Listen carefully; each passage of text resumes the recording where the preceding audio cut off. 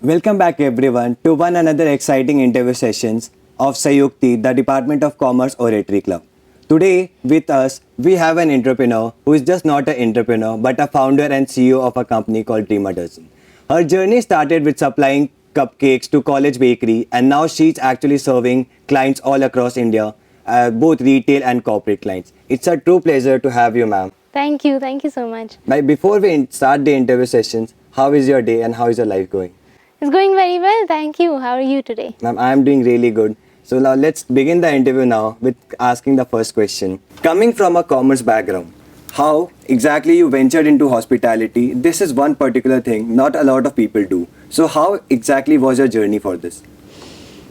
First of all, thank you so much for having me. I think any business has an element of commerce in it, whether it is hospitality or in the education sector or in any other sector, has an element of entrepreneurship and commerce. And so even people who graduate from a hospitality background, they actually need to know some amount of commerce to run their business. They can have the skills in the kitchen, but they need to have some entrepreneurial skills as well. Some of it comes from education, but I would say most of entrepreneurship comes from experience. So, you can actually, commerce is one of those things where you can go to any field once you've done it. Ma'am, apart from the knowledge itself, do you believe that apart from having books or knowledge from the books, street knowledge is also important for doing a business? Yes, I mean, more in business than in anything else, because the kind of challenges that we face on a daily basis in business, none of the solutions are written in textbooks, or I would say like maybe 5% are written in textbooks. But how do you define being street smart? That also comes with experience. So I guess, I don't know, I think the only way to really do it is to experience it. Very well said, ma'am. Now, when we talk about starting a business, or you can say starting small, there's a lot of things which comes into factor, like for example, your family. For example, if you're starting a bakery or any food business, your family is the first person or your first customer that is actually trying out your food. Yes. So how exactly has your family helped in your business? My family, by God's grace, has always been very supportive. When we used to keep stalls in apartments, those were the first places that we started actually selling. My father, before I would take everything down, he would be like, okay, let me be your first customer, and he'll give me 50 rupees and ask for a cupcake. And that was more symbolic and just to encourage more than anything else. But even later, after I started doing the business seriously, I decided to do it full time.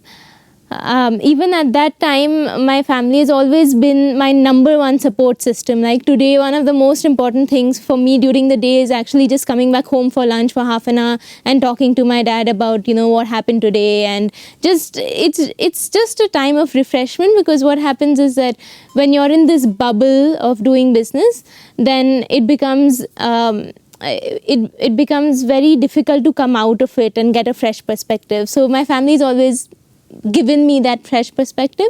When I had just started, the first 2 years, first year especially, my mom was going around with me to look for premises. Even when we didn't have enough staff, she would literally come and help us clean and, keep everything properly.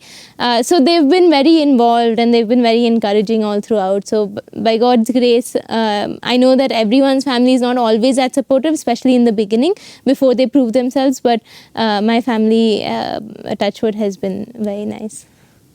Ma'am, when we talk about your particular company, which is Dream a Dozen, it runs on a principle which is it's run by all women. So what was the thought process about this particular idea? So I'll have to correct you a little bit there. Our company is run by me. I'm the only founder, but our kitchen is all women. So the other departments do have a mix of people, but I was very particular about the kitchen being all women because the statistics in the F&B industry, contrary to popular belief, in our domestic kitchens, the female is the one who's always in the kitchen. Whereas in commercial kitchens, the statistics are that 97% of chefs in commercial kitchens are male. And only 3% are female, which means that if you look at any 5-star hotel, any biggest bakery or hotel, that will, you go inside and if it has 50 chefs, only 1 or 2 will be female. So those 2 people or that one lady will not feel very comfortable in that environment. And so I wanted that we have an all-women kitchen, people feel very safe where they work. It becomes a creative outlet for them to express whatever they want to express creatively. And they also support each other. We have an ecosystem where people grow with each other. We have people from all backgrounds as well. Right now we have a girl who is deaf and mute. And initially we were also a bit hesitant about how will she learn, how will she do everything, how will we communicate with her. But we learned a little bit of sign language, she learned some lip reading, and between us we are able to actually give her an opportunity where she may not have got an opportunity somewhere else. So it's not just about women, but it's about giving chances to people who may not normally get a chance. That's the idea. So it's basically developing ourselves and developing the entire community. Yes. Apart from it, your company is also doing a great job, which is women empowerment as a whole. Look, apart from this, ma'am, I want to know one thing which a lot of business, or you can say, has struggled with. Basically, a lot of business starts small. But when we talk about scaling out our entire business, it becomes really difficult for business owners. So what was your process on scaling out your business? So especially in the baking industry, you will find, especially during the pandemic, there have been a lot of home bakers that have come up because of either work from home or studying from home with students. But these people, either their full-time commitment is something else, like if they're students, obviously their full-time commitment is their degree. And if they're working, then their full-time commitment is working. And there are some people who are not, say, necessarily doing something else, but they just want this to be a hobby or they want it to be a passion project. So for that reason, the time that they can give and their ambition to grow is limited. So while scaling is difficult, I also feel like scaling is a choice. There are many home bakers who are absolutely happy doing what they're doing at the scale that they're doing because they get to touch and feel and make every single cake that they're making, and that is important to them. So as long as they're doing it happily, there's no problem. If they've made a choice to scale, then it's important to think of everything from that perspective. Then it's important to realize that you cannot do everything yourself. You need to delegate. If you're running a business like today, it's been at least 2-3 years where I've barely gotten into the kitchen, in the sense that I'm not hands-on anymore. I know exactly what's happening, but I'm okay with delegating to a team. I'm okay with giving them responsibility. So to let control go a little becomes a huge mind shift change when you want to scale. And then once you have that mindset, it's not very difficult to find a place, to hire a team, to start reaching out to bigger potential clients, to invest in infrastructure that will enable that scale. So it's always difficult to balance between demand and supply. When you scale, you don't know, hey, if I make 10 cakes today, is it going to get sold or not? In which case, in the beginning, you need to make alternate arrangements. You need to say, okay, I'll have these food bloggers who I may send these cakes to for free. I may have an orphanage that I've tied up with. I may send it there. But as you start doing it more and more, you will be able to, forecast demand, create supply accordingly, and then scale will follow. Ma'am, I have a follow-up question regarding the same question. So basically, you have started from supplying to Christ Cafeteria itself, and now you're supplying to dozens of clients, thousands of clients, to be honest. So what exactly was your creative process behind the entire thing? I started in Christ as a student entrepreneur. But Christ was a turning point to make me believe that somebody can do this full time as for a living. Then what happened is I realized I don't have enough experience in this business. So I worked for a food tech startup called Inner Chef. I was there for about 16 months, and then I worked at a bakery called Cakewala. And then I said, okay, now I'm ready to start this full time. When I started full time, I was very clear this is not going to be a hobby or a passion project. It's not a part time thing. I'm not going to have a plan B that I can fall back on if this fails. This is it, and this is what I have to do. I have to do it properly. So it's almost like, you know, how Steve Jobs has that very famous quote that stay hungry, stay foolish. You need to be really, really hungry. You need to have like this fire in your belly, and that can only happen if you don't have a plan B. And once I did that, I quit everything else and I said, this is what I'm going to do full time. Then you almost want to prove to yourself and to other people that, hey, I made the right choice. I had the opportunity to say, go for a full-time job where I was getting paid well. I had the opportunity to do a ton of other things, but I have chosen to do this, and this is going to be the best choice that I could make for myself. And when you have that, then everything kind of starts falling into place, because you're like, no, this has to work. Okay, this didn't work, but I will reach out to other customers. So our first customers, of course, is our own community, our friends, our family, our relatives, our apartment people. But then it expands, and we said, okay, how do we reach customers who don't know us? That's the most difficult thing. Who don't know Meghna Jain. They should only know Dream a Dozen. Then we actually got some interns and said we will do some SEO. So we listed ourselves on every website, Just Dial, this, that, everything, where we could list for free. And when we started doing that and we listed ourselves on Zomato, people started discovering us on Zomato. So it became a platform for discovery. That was the first time that people who did not know me started reaching me. So it started like that. Getting more clients started with the mindset that I need to reach people who don't know me. And then I also started reaching corporate clients. So I would just write to thousands and thousands of people on LinkedIn, literally copy paste messages for hours together, filter down to the HR or the admin, whoever the decision maker is of that company, and say, hey, I have this product, would you like to try it? I'll send you samples, can we get on a call, etc., etc., and really make a database of all the people who were replying. And then, if you reach 1,000 people, at least one person will reply to you. Definitely. And especially in corporate clients, you just need one or two good deals to crack, because those are all bulk orders. So it's just about trying. I say to my team all the time that the larger the net, the more fish you will catch. You just have to keep going. It seems like a shot in the dark initially, but we'll figure it out on the way.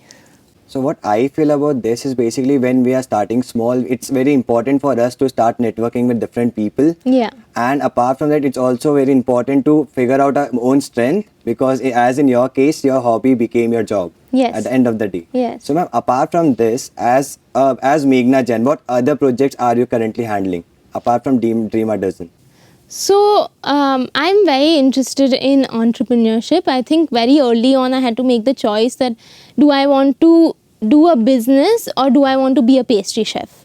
And I said, no, I don't want to go and do a diploma or be a pastry chef. I want to run the business. And so as I started getting more interested in startups and entrepreneurship, I realized there are many people like me. And because I've done it now for 4+ years, I started in Christ when I was 18. So I have some experiences that I can share with other people. And so many people started approaching me that, can I just talk to you for some time? Can my neighbor talk to you? Can my daughter talk to you? This, that. So I said, okay, let's formalize this so we get the most benefit out of it. And every Sunday, then I started doing something called a pay it forward session, where people could actually just write to me and we'll book a session on Sunday, 60 minutes with them.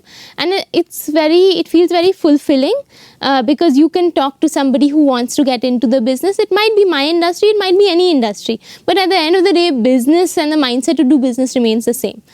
So that is something that really keeps me going. I write a blog about the adventures that I have through the business. So that is something I really enjoy writing. And recently I realized that everything that I'm doing is related to the business and I need to like kind of get out of it. So recently I've started horse riding. So that's a lot of fun as well. So it's important, I think, to develop your identities in different ways, because if I was only the founder of Dream a Dozen and if something went wrong in the business, then that would just pull me down too much. So it's important to say, hey, I also do horse riding, I also write, I also run the business, and that keeps your mental balance going. Like, it's indeed actually very important to keep your professional life separate from your personal life, and you Yeah. as an entrepreneur are doing something which is actually very great, that is helping out students who wants to become an entrepreneur. So when we talk about helping out, can you guide us or entire student fraternity about what were the initial mistakes that you did while starting as an entrepreneur? I think that I didn't delegate enough. Sometimes when you're small and you're just starting, you'll think, okay, maybe I'll just save a few thousand rupees if I do this myself instead of somebody else doing it. I've literally done every job in the business, whether it is doing a delivery or washing the dishes or packing or going and meeting like the MD and directors of companies. There's nothing that I've not done. But some of it, it's important to realize that time is actually even more valuable than money, because money you can keep earning more and more, time you cannot earn. And when we start looking at it like that and we say, hey, it would take me 2 hours to do the dishes, or it would take me 2 hours to say do the costing for this recipe, for example, but I could have somebody else do it and that person may charge me this much, but that amount is less than the value of my time that I'm putting there.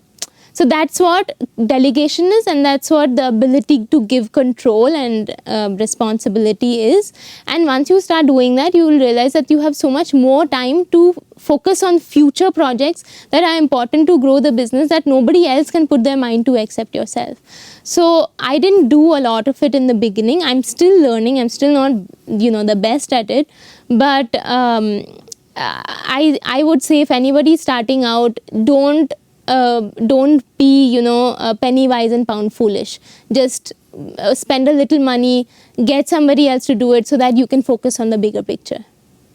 Like, apart from it, ma'am, one thing which I feel is really important is how exactly a student can use his college life and college resources. For example, our college or any other college in general have different kind of resources. For example, incubation center or Yes. business fest. So how do you think these particular clubs and society can help a particular entrepreneur?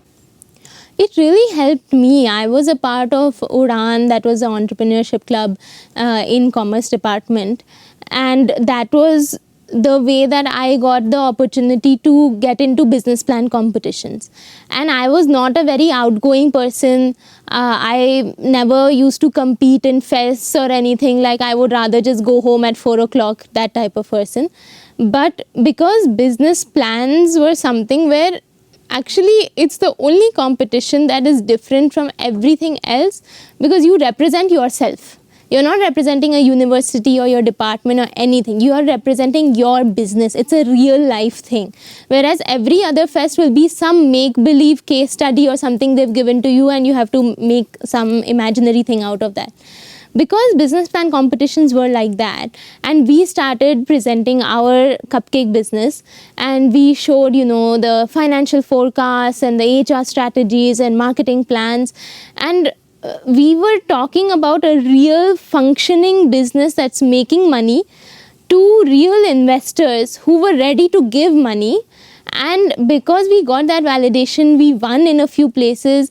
We said, hey, maybe we can actually do this. We went to NIT Trichy. That was the first fest that we went to, and the judges were from Indian Angel Networks and Mumbai Angels. And when I went to Delhi, I had a meeting with the folks at Indian Angel Networks, and they said they are ready to give incubation if you register the company. So that was a turning point. So it gives you a lot of confidence if you participate in all of these things, and it also gives you something to focus on that is apart from your CIAs and exams and everything. And it's important to have that focus. Otherwise, what will you do after 4 o'clock? Like, apart from it, I feel it gives you something which is called exposure. As you mentioned, you got an exposure to talk about from Exactly. industrialists, for example. You talked about people who you met during NIT literacy need. Exactly, yes. So this is what I feel about festing is it gives exposure to not only the people who are in industry. Apart from it, we can do one thing, which is peer learning, which becomes really, really important. Yeah. Now with this I come to the next question, which is what exactly according to you should be the characteristics of a good entrepreneur? I think consistency is number one. Whether it is entrepreneurship, whether it is sportsmanship, anything where you want to achieve something. So my grandfather, he used to say, there is a vacancy at the top, the bottom is crowded. And honestly, the only way to get to the top is consistency. You may not be good at it. I really believe that the people who work harder get luckier. There's nothing like luck. Nobody's born with talent. But you just keep showing up every single day, doing the same thing over and over and over and over again. And it's impossible that you will not get somewhere. You have to get somewhere if you keep showing up. Now, by over and over again, I don't mean 3 months, 6 months, 1 year, 2 years even. You have to go beyond that threshold to really be able to prove something. Sometimes it takes like a few decades to actually have a successful business. So consistency is number one.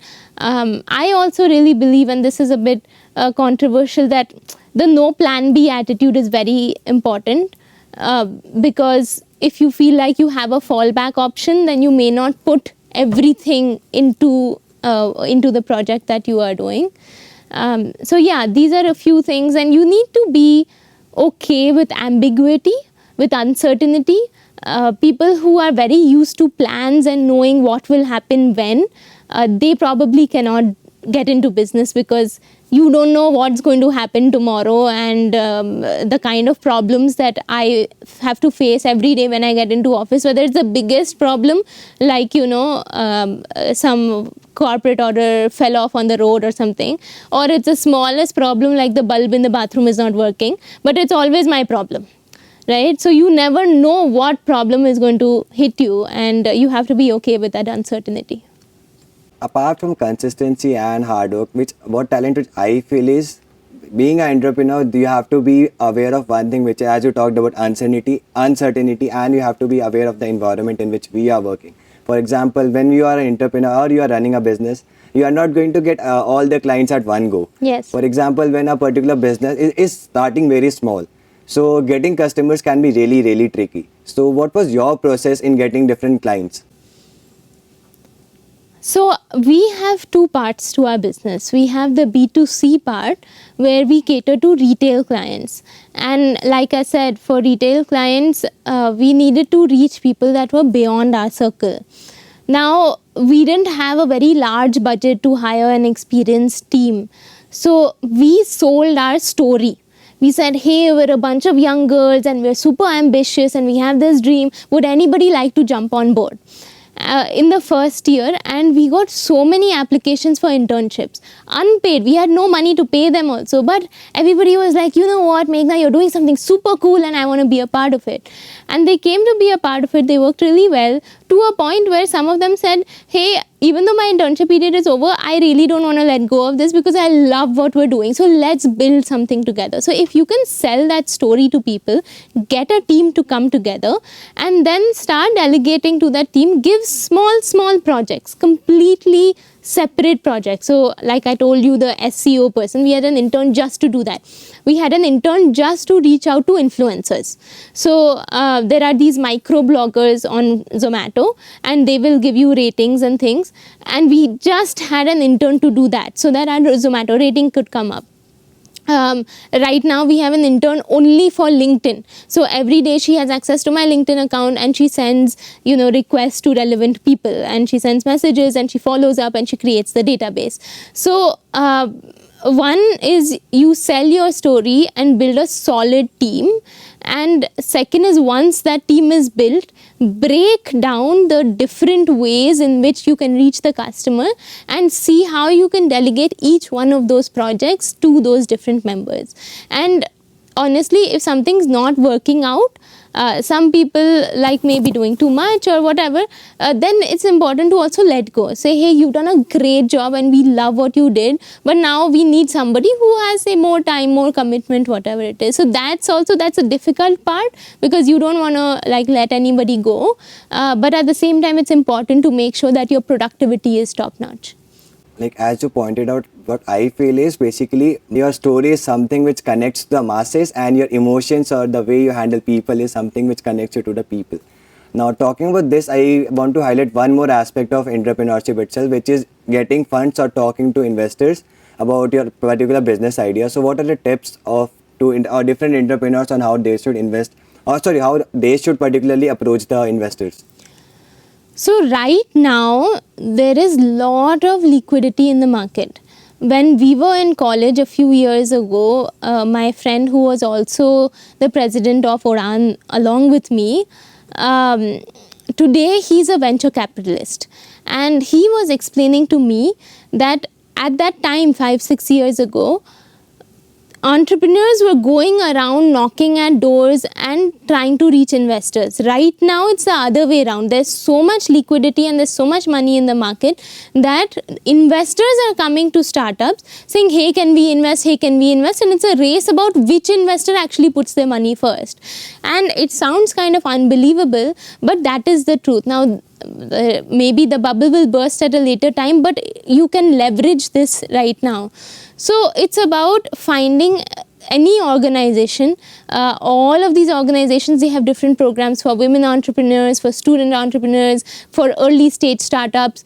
You can, I'm sure Christ has an incubation cell. IIM Bangalore has one of the India's best incubation centers, NSR cell. NSR cell has multiple courses. So I did one that was called 10K Women Program that was sponsored by Goldman Sachs.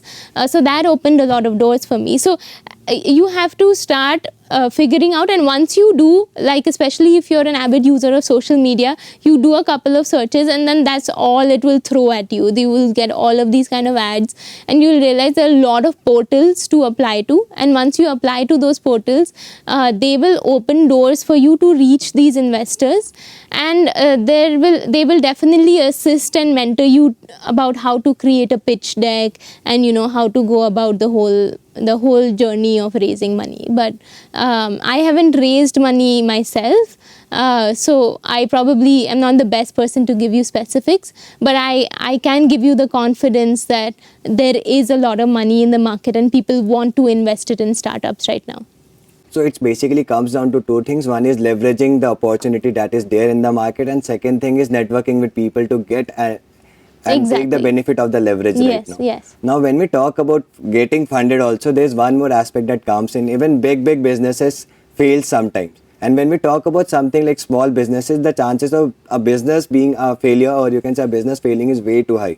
So how do you suggest that a particular entrepreneur should handle a failure?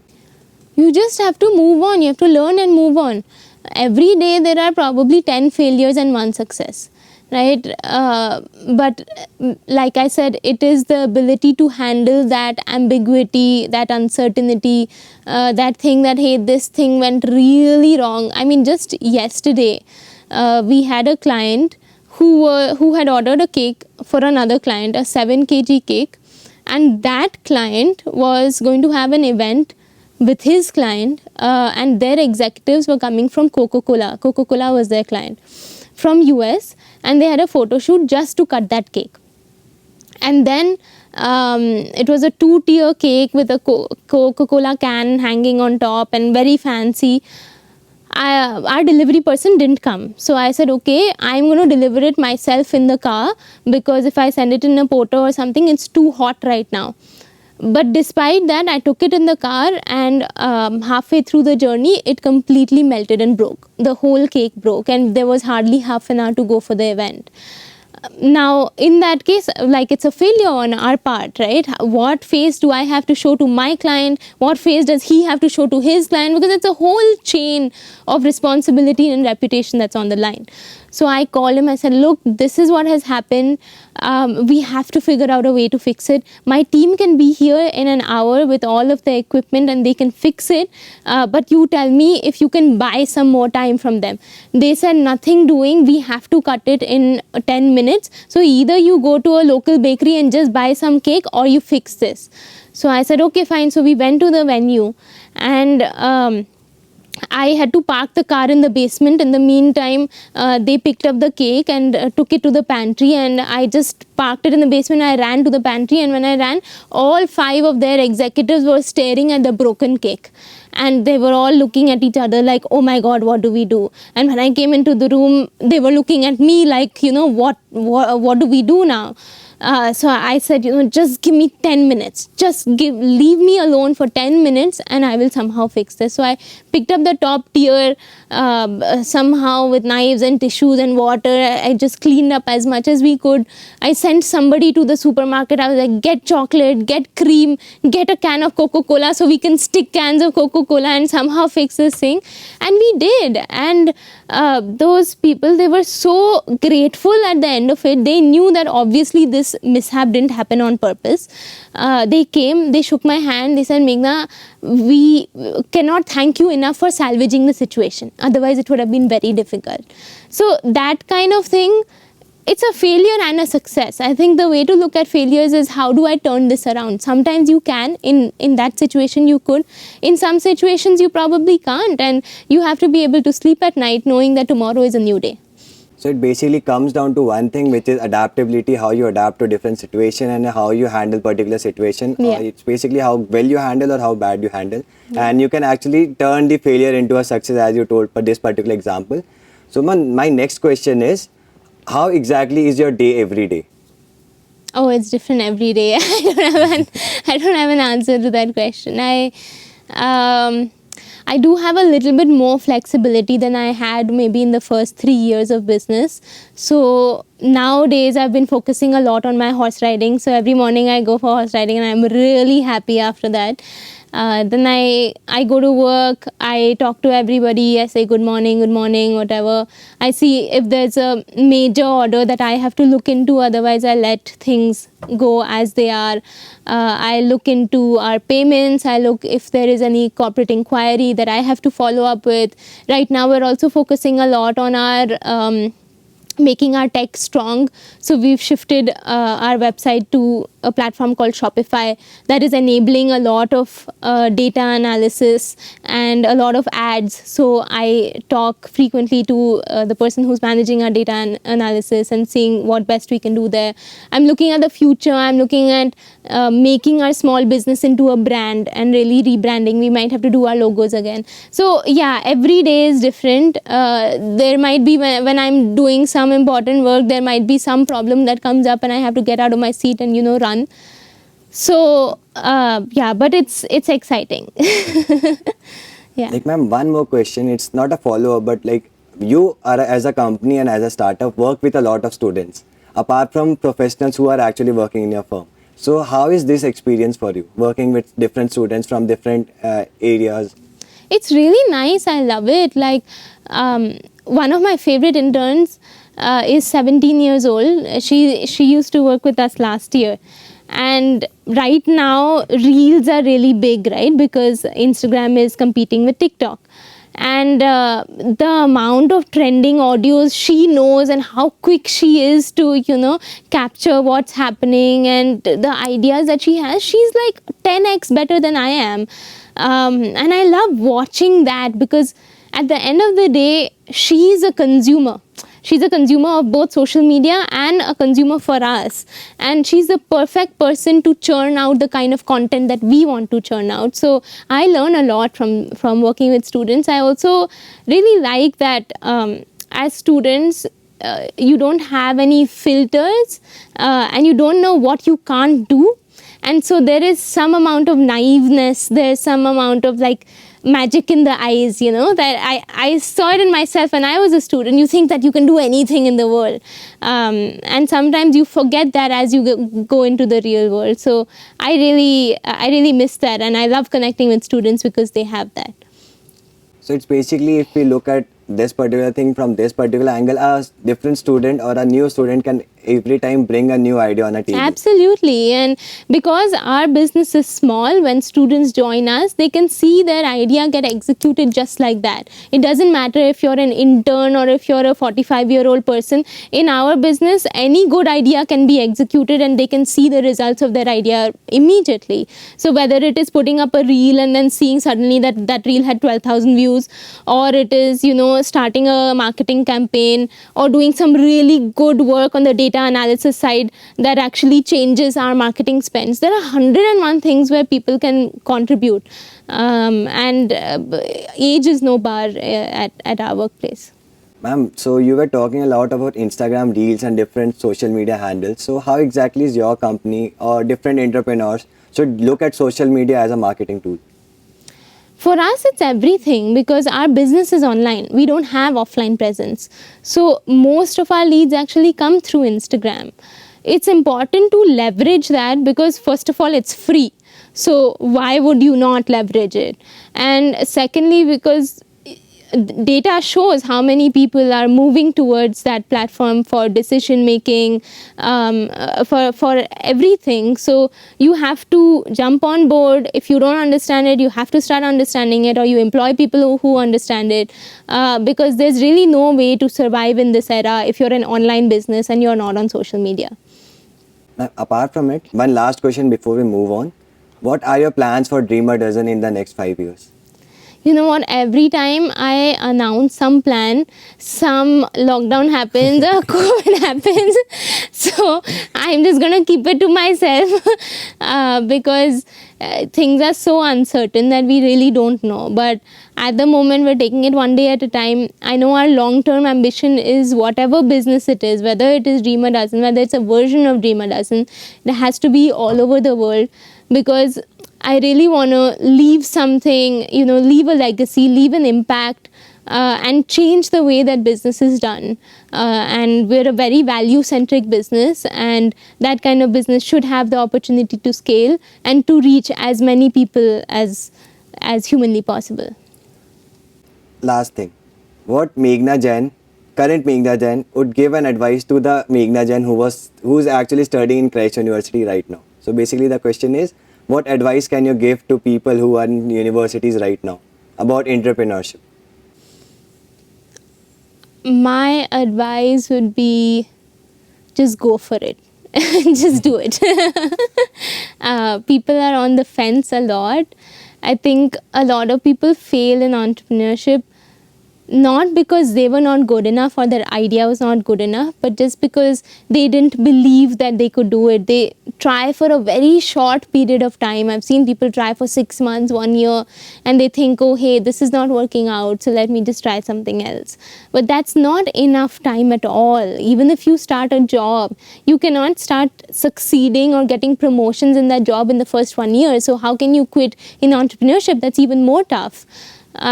So yeah, I think it comes back to consistency, comes back to working hard, and comes back to really taking the risk. Because as a student today versus like being a student in my parents' era, we have the ability and the privilege to take a risk.